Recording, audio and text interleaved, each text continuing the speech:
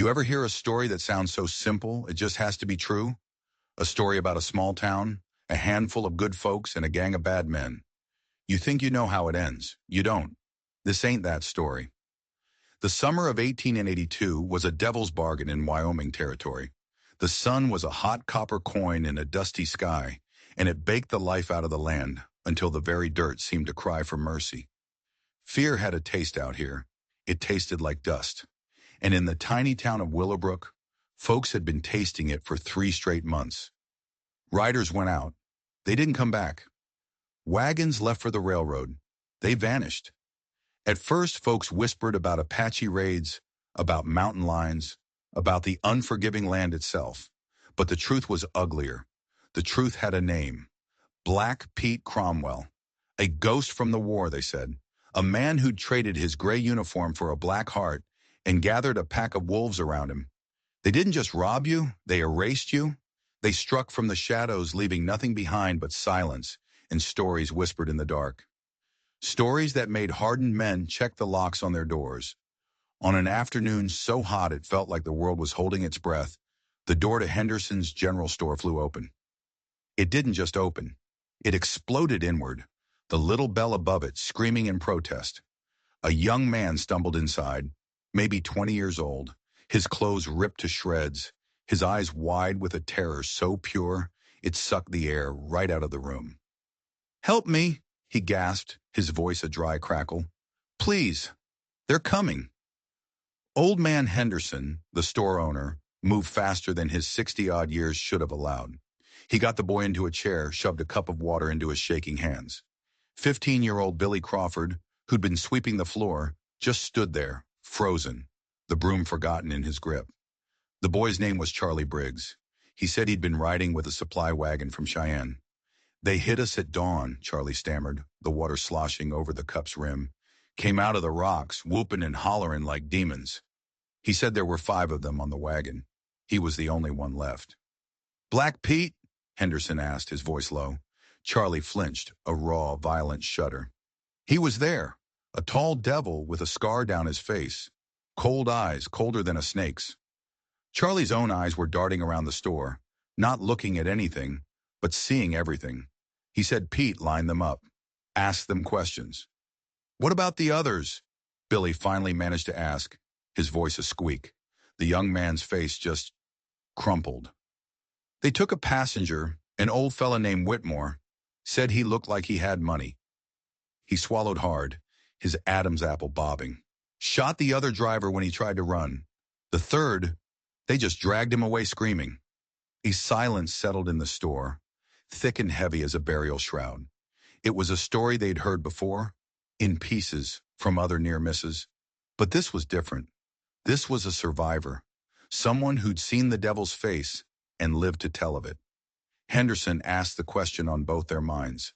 "How did you get away, son?" "Nobody gets away from Black Pete." "I don't know," Charlie whispered, shaking his head. "When they were busy, I slipped my ropes, crawled into the brush, hid all night, found a stray horse this morning and just rode." It sounded plausible. It sounded like a miracle. But in this land, miracles were in short supply. Henderson looked at Billy, and Billy saw the doubt in the old man's eyes. It was too easy, too clean. Then Charlie grabbed Henderson's arm, his fingers digging in like claws. "That's not the worst of it," he choked out. "He's coming here, to Willowbrook." The words hung in the hot, still air. "He was laughing," Charlie said, his voice cracking. "Laughing when he said it. Said it was time to pay Willowbrook a visit. Said you folks were getting too comfortable. Needed a reminder of who really owns this land." Panic, cold and sharp, lanced through Billy. This wasn't a story anymore. This was a death sentence. Henderson's face went slack, the color draining from his cheeks. He told Billy to run, to get Sheriff Morrison, to get home and lock the door. But as Billy turned to leave, the door opened again, not with a bang, but with a quiet, deliberate push. A tall man stepped inside, blocking out the harsh afternoon light.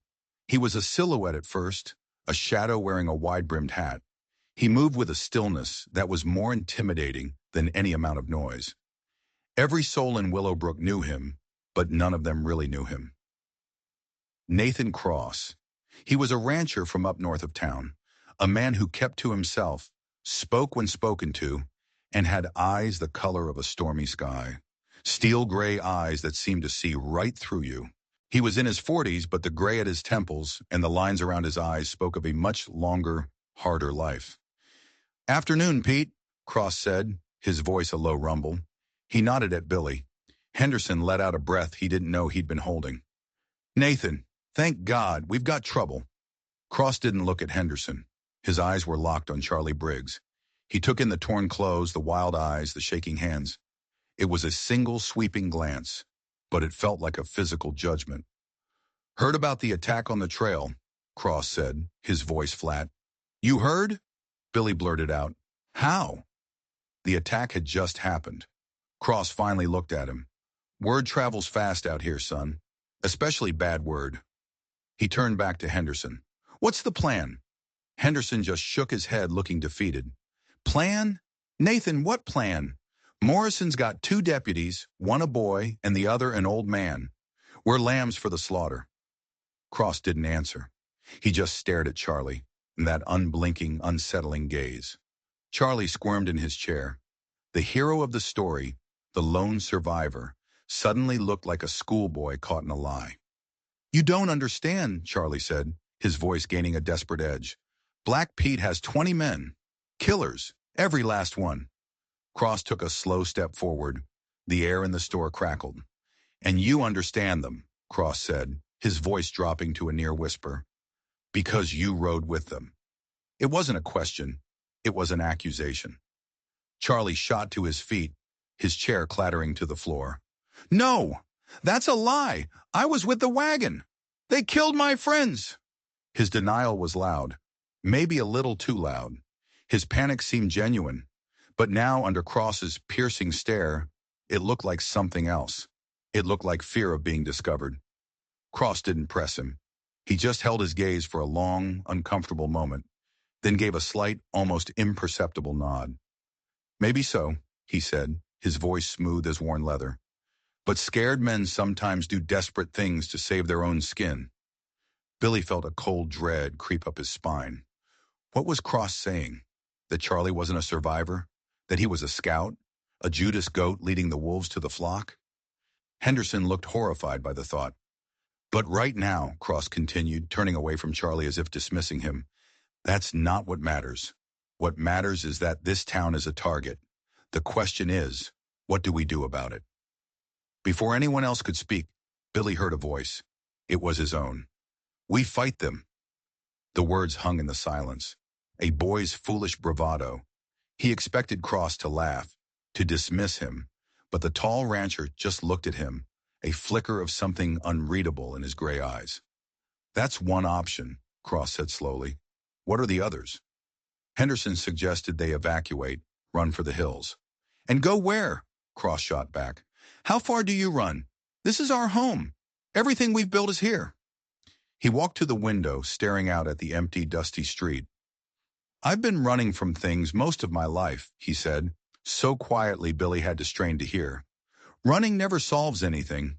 It just means you get to be afraid somewhere else." There was a story there, a whole lifetime of stories in that one sentence. "So you're saying we should fight?" Henderson asked, his voice shaking. "You, me, a boy, and a handful of farmers against Black Pete's army?" Charlie let out a bitter, humorless laugh. "You're insane. You're all gonna die." Cross turned from the window. The afternoon light caught his face, and for the first time Billy saw what was behind the quiet rancher's mask. It wasn't just stillness. It was a cold, hard, terrifying calm. The look of a man who had walked through hell and wasn't afraid to go back. "Maybe," Cross said, his voice dangerously soft, "but men like Pete are bullies. They feed on fear. They expect you to scatter like quail." He paused and his eyes met Billy's. "It's time somebody showed them what it feels like when the quail shoots back." The town meeting was held in the church, but nobody was praying. The air was thick with fear, heavy with the stench of sweat and panic. Nearly 200 souls crammed into the pews, their faces pale in the flickering lantern light. Sheriff Morrison, a man whose badge was shinier than his spine, stood at the pulpit, flanked by his two deputies. One was a boy of 18, the other a man so old his hands shook when he rested it on his pistol. "Folks," the sheriff started, his voice trembling slightly, "I won't lie to you. The situation is grim. Black Pete is coming. Help from the territorial marshal is 3 days away, at best." A woman started to cry in the back. A low murmur of despair rippled through the crowd. "The army at Fort Laramie can't spare any men," the sheriff continued, his words crushing the last bit of hope. "We are on our own." That's when the panic started to bubble over. People were getting to their feet, shouting questions, their voices laced with hysteria. A man named Hartwell, the town undertaker, pointed a bony finger toward the back. "What about him?" he shrieked, his voice cracking.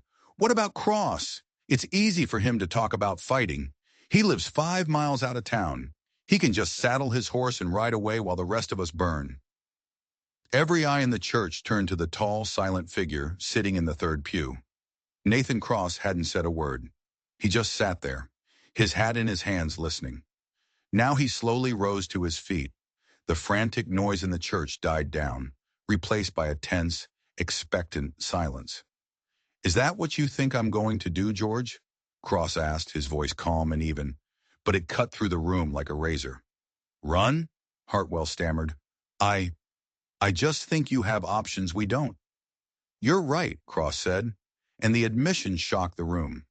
"I do have options. I could be 50 miles away by dawn. No family to hold me here." He let that sink in, his gaze sweeping over the terrified faces. "But I'm not going anywhere." It was Billy's mother, Martha, who asked the question everyone was thinking.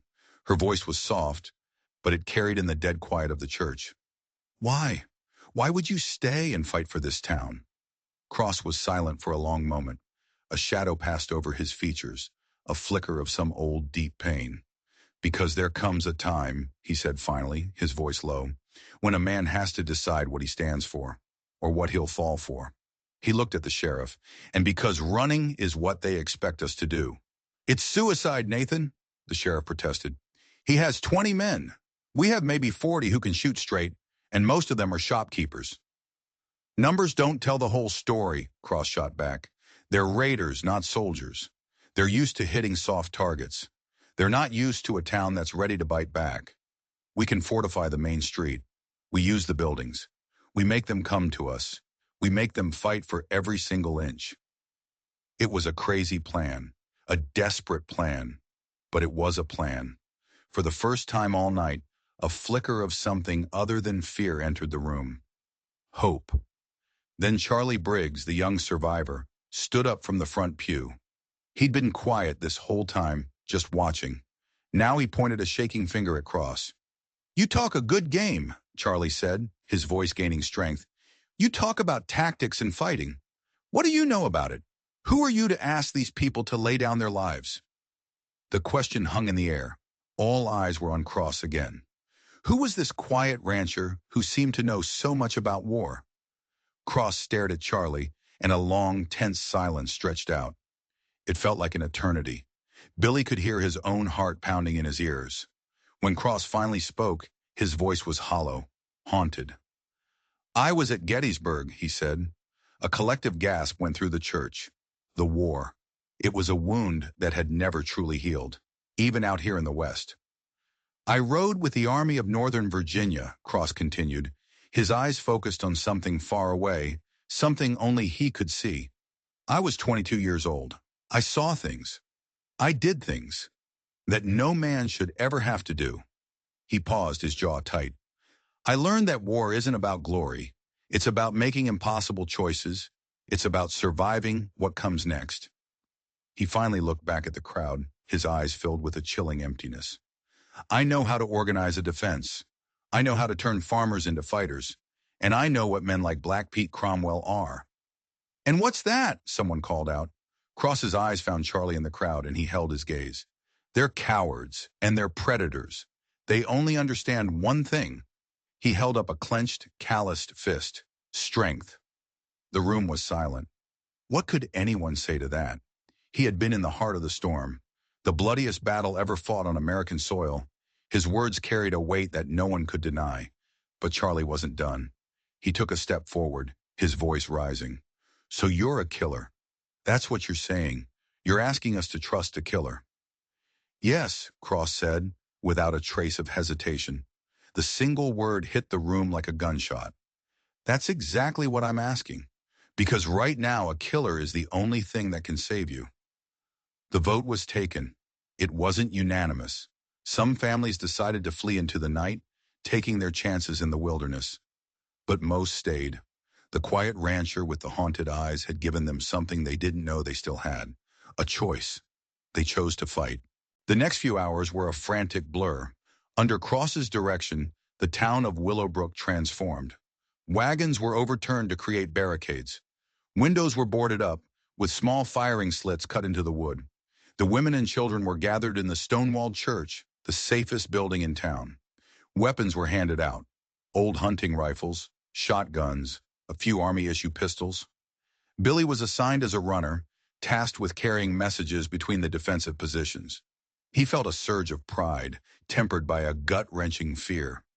He watched Cross move through the town, his voice calm and steady, positioning men, checking sight lines, turning a dusty main street into a calculated killing ground. He wasn't a rancher anymore. He was a commander. As the first hint of dawn painted the eastern sky pink, the lookout in the church steeple rang the bell. One long, slow, mournful toll. They were coming. Billy crouched behind a barricade made of flour sacks, his father's old Winchester clutched in his sweaty hands. He could hear men around him breathing, some praying under their breath. Down the street, Nathan Cross stood alone in the middle of the road. He wasn't hiding. He wasn't taking cover. He just stood there, his rifle held loosely in one hand, waiting. 19 riders appeared on the horizon, their shapes dark against the rising sun. They rode slowly, confidently, an unstoppable wave of violence. At their head was a large man on a black horse. Even from this distance, Billy could see the ugly scar that split his face. Black Pete Cromwell. They stopped about 200 yards out. "That's far enough, Pete." Cross's voice boomed down the street, clear and steady. A coarse laugh echoed back. "Well now, looks like the sheep have found a shepherd. Who are you to give me orders?" "The man who's going to kill you if you take one more step," Cross replied, his voice dropping to a deadly calm. The outlaws laughed. Black Pete spurred his horse forward a few paces. "I'll make this simple for you, shepherd. We want your food, your money, and your whiskey. You give it to us, and we'll leave you with your lives. You refuse." He let the threat hang in the air. Cross didn't move a muscle. "Here's my offer. Turn around and ride away now, and you might live to see sunset." This time the silence that followed was different. It was tense, challenging. Black Pete was no longer smiling. "You have a lot of nerve, friend," Pete called out. "I wonder if you'll have it when your town is burning down around you." "This town isn't going to burn," Cross said. "Oh, I think it is," Pete sneered. "And I think you know it. Why else would you send your little bird ahead to scout for us?" He gestured with his pistol toward the town. "Come on out, Charlie. Tell your new friends how this ends." A cold shock went through Billy. He looked around wildly. Where was Charlie? He hadn't seen him since the meeting. Then from the second-story window of the hotel, a white cloth waved, a surrender flag. And in the window next to it, Charlie Briggs appeared. He had a gun in his hand, and it was pointed down at Nathan Cross. "I'm sorry," Charlie shouted, his voice breaking. "He made me do it. He has my family." Black Pete let out a triumphant roar of laughter. "The oldest trick in the book, shepherd, and you walked right into it."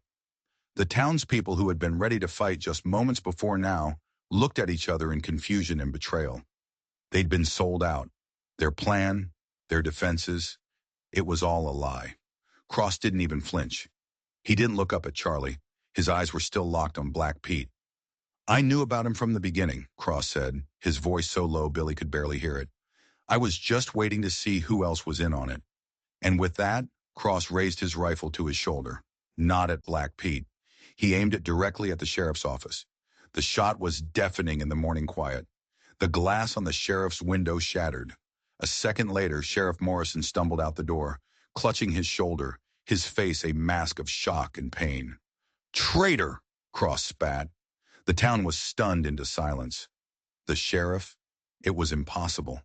Black Pete's laughter died in his throat. His inside man had been exposed. The surprise was ruined. With a furious roar, he drew his pistol and spurred his horse forward. "Kill them all!" he screamed. "Burn it to the ground!" The charge was a thunder of hooves and a chorus of savage yells. The outlaws opened fire, bullets thudding into the barricades, splintering wood, kicking up clouds of dust. The defenders of Willowbrook, shaken but not broken, returned fire. The main street of their quiet town became a war zone. Billy kept his head down, the sound of gunfire a constant, deafening roar. He risked a peek over the flour sacks. He saw a rider go down, then another. The townspeople were holding their own, but the outlaws were brutal and experienced. They were dismounting, using their dead horses for cover, advancing slowly, relentlessly. Then Billy saw something that made his blood run cold. While the main fight raged on the street, a small group of Pete's men, 4 of them, were breaking away. They were running low, darting between the buildings on the side, moving with a clear purpose. They weren't interested in the main fight. They were heading for something specific. They were heading for Henderson's general store. Why? Why the store? It didn't make sense. It was just a store. Unless it wasn't.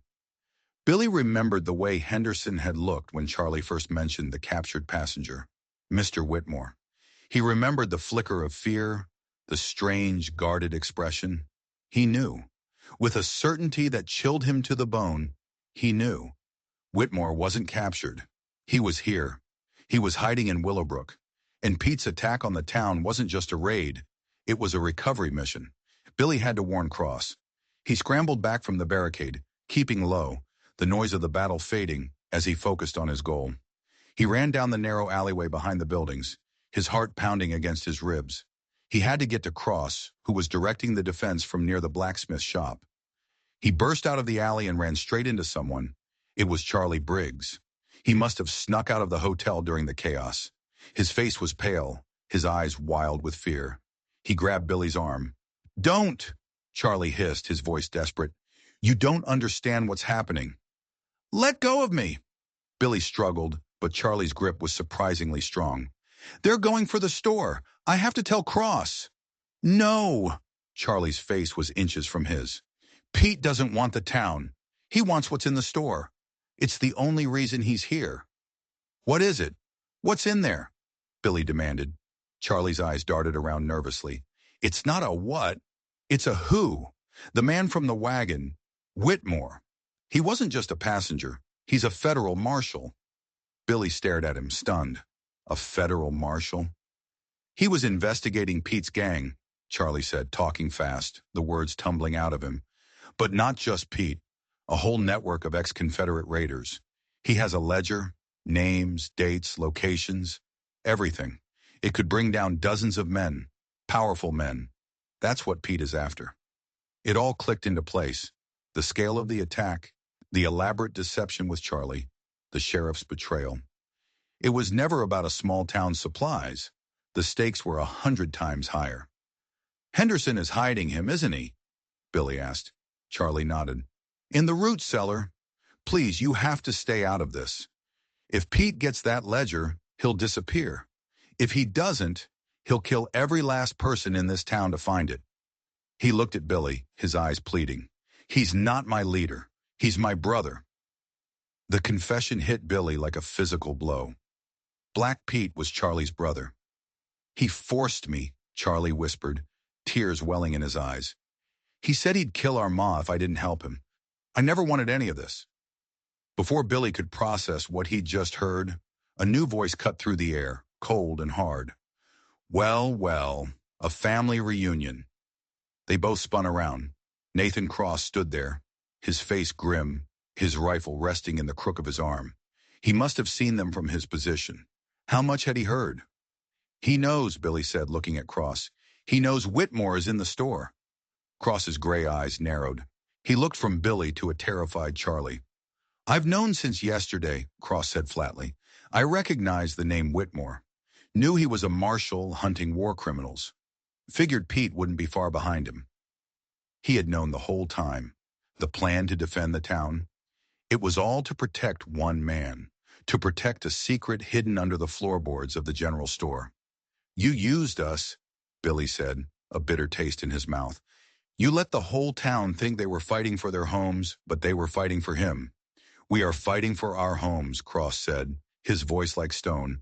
If Pete gets that ledger, he and men like him will own this territory forever. There won't be any homes left to fight for. Sometimes, to save everything, you have to risk it all on one thing. He looked past them, toward the sound of intensified gunfire near the store. And the fight's not over yet. He started to move, but Charlie stepped in front of him. Don't! You don't know him like I do. He's not just a man, he's a monster. You can't beat him. Cross stopped. He looked down at the younger, terrified man. I've met monsters before, he said, and the weariness in his voice was ancient. You served with Lee, didn't you? Charlie asked. You think that makes you ready for him? Pete wasn't in the regular army. He rode with Quantrill's Raiders. The name dropped like a bomb. Quantrill's Raiders, the most infamous, bloodthirsty guerrilla unit of the entire war. They weren't soldiers. They were butchers. Cross's face didn't change, but something in his eyes went cold. Colder than Billy had ever seen it. I know who he rode with, Cross said softly. How? Billy asked. How could you possibly know that? Cross finally looked at him, and Billy saw the ghost of a terrible truth in his eyes. A shared history, a shared sin. Because for a time, Nathan Cross said, his voice a dead whisper, I rode with them too. The world seemed to stop.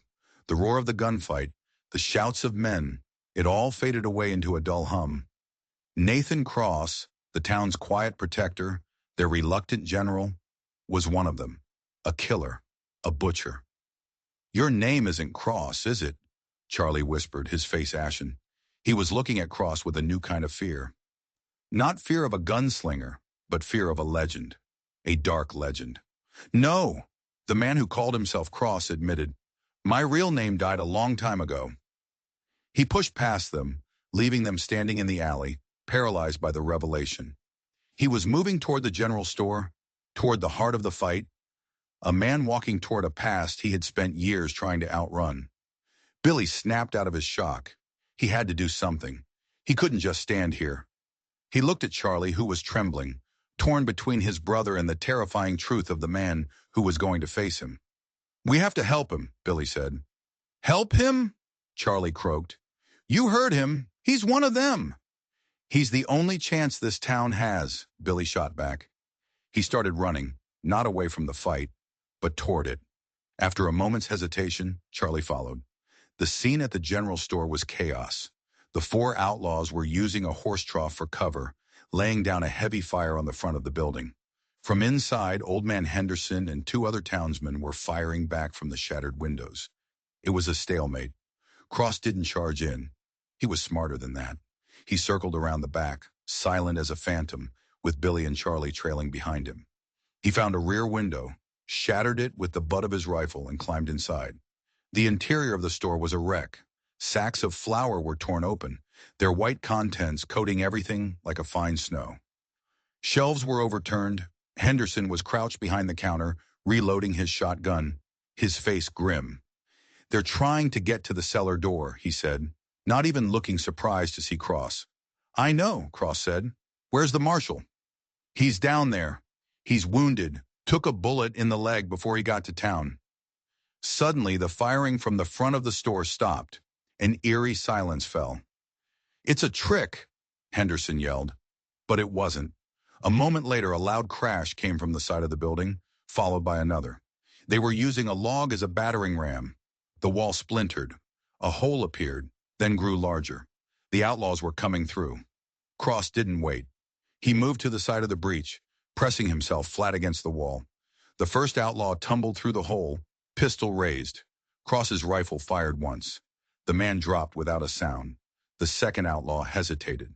From outside, a voice roared, "What's going on in there?" It was Black Pete. The main fight must be over, or close to it. He had come to finish the job himself. "Get in there!" Pete screamed. The second outlaw jumped through the hole and was met with the same fate. A single economical shot from Cross. Now there was a long pause. Kane? A voice called from outside. It was Black Pete again. But the name he used wasn't Cross. It was Kane. I know you're in there, Kane. It's been a long time. You can't hide from what you are. Cross's knuckles were white where he gripped his rifle. His face was a stone mask. I should have known you'd end up in a place like this. Pete's voice taunted, closer now. Playing the hero. After all the things we did, the towns we burned, the men we cleansed. You really think you can wash all that blood off your hands? Cross remained silent. Come on out, Kane, Pete yelled. Let's finish this. The way it should have ended 10 years ago. Just you and me. Or do I have to burn this whole building down with the marshal inside? Your choice, brother. Brother. Not by blood. By creed. By the violence they had shared. Cross looked at Henderson, then at Billy. Stay here. Keep the cellar door barred, no matter what you hear. He walked toward the front door of the store, the one that led out onto the main street. He was going to face him, alone. Don't, Billy pleaded. It's what he wants. I know, Cross or Kane said, his back to them. It's what I want too. He unbolted the door and stepped out into the harsh sunlight. Black Pete was standing there in the middle of the street. His remaining men, maybe 10 of them, were standing behind him, their guns trained on the store. The fighting had stopped. The rest of the town's defenders were either dead, wounded, or pinned down. It was over. Pete smiled, a grotesque twisting of the scar on his face. There he is, the ghost of the Missouri plains. Looking a little older, Kane, a little tamer. It's over, Pete, Cross said, his voice flat. Your men are dead or scattered. The town held. The town? Pete laughed, a harsh, ugly sound. I don't give a damn about the town. I came here for him. He jerked a thumb toward the store. And for you. His eyes were filled with a venomous, personal hatred. This was more than just business. You left us, Kane. You left me. We were changing the world, carving out a new one from the ashes of the old. And you just walked away. For what? This? A patch of dirt and a bunch of sniveling farmers? I walked away because I still had a soul to save, Cross said. A soul? Pete roared with laughter. You, the man they called the Butcher of Lawrence? You don't have a soul. You traded it for a fast horse and a sharp knife, same as me. He took a step forward, his hand hovering over the butt of his pistol. The only difference between you and me, Kane, is that I'm not ashamed of what I am. He paused, his eyes glittering with malice. Did you tell them, Kane? Did you tell your new friends about Billy's daddy? Billy froze. His father. What did his father have to do with this? Cross's body went rigid. Leave him out of this, Pete. Oh, I think he should know, Pete sneered, his eyes finding Billy, who was now watching from the shattered storefront window. Your pa didn't die in no blizzard, boy. He rode with us too. For a while. A man named Daniel Crawford. But he got weak, lost his nerve, tried to run, to warn the Federals about us. The world tilted under Billy's feet. His father, an outlaw? It was a lie. It had to be a lie. He got as far as Wyoming before I caught up to him. Pete continued, savoring every word. He begged for his life, boy. Begged me to spare him for his wife and his son. I told him loyalty was the only thing that mattered. Pete smiled. I made it look like an accident. A blizzard. Easy enough to do out here. Rage, pure and blinding, washed over Billy. He didn't think. He acted. He raised his father's Winchester, the one he'd been holding all day, aimed it through the broken window, and pulled the trigger. The shot went wide. Billy was crying, his hands shaking too much. But it didn't matter. The shot broke the spell. It was the signal. In that split second, Cross dove to the side, firing his rifle from his hip. One of Pete's men went down, then another. The remaining townspeople, seeing their chance, opened up from their positions. The street erupted into a final, desperate fusillade of gunfire. Black Pete ignored his men falling around him. He only had eyes for one man. He drew his pistol and charged, firing wildly at Cross. Cross fired back. Both men were hit. Cross staggered, clutching his side. Pete grunted, a red stain spreading on his chest, but he kept coming, fueled by years of hatred. He crashed into Cross, and they went down in the dust, grappling like wild animals. It wasn't a gunfight anymore. It was a brawl. A knife appeared in Pete's hand. He raised it high. From the doorway of the store, Billy saw it happening. He saw Cross struggling, weakened by his wound. He saw the knife about to fall. He raised the Winchester again, his hand steady this time. He took a breath, just like his father had taught him all those years ago. He fired. Black Pete's body went stiff. The knife fell from his hand. He stared at Billy, a look of stunned surprise on his face. Then he collapsed on top of Cross, dead. Silence. The remaining outlaws, seeing their leader fall, broke and ran. They mounted their horses and fled, disappearing back into the plains they had come from. It was over. For a long time, nobody moved. The survivors of Willowbrook slowly emerged from their hiding places, their faces smudged with gunpowder, their eyes wide with shock. They stared at the bodies littering their main street. They stared at Billy, still standing in the doorway, a smoking rifle in his hand. And they stared at the man known as Nathan Cross as he pushed the body of his former brother-in-arms off him and slowly, painfully, got to his feet. He was bleeding from his side, but he was alive. He looked at the dead man on the ground. Then he looked at Billy. He didn't say anything. He just gave a slow, solemn nod. A nod of thanks. A nod of understanding. 5 years later, the town of Willowbrook was still there. It was bigger now, more prosperous. The railroad had come through. The story of their stand against Black Pete Cromwell had become a legend, a tale told all over the territory. They called it the Siege of Willowbrook. They never told the whole story, though. They left out the parts about the traitors, about the federal marshal in the cellar, about the true reason for the attack. And they left out the part about the quiet rancher's real name. Some secrets are better left buried with the dead. Marshal Whitmore's ledger made it to Cheyenne. It brought down a criminal empire that had festered since the end of the war.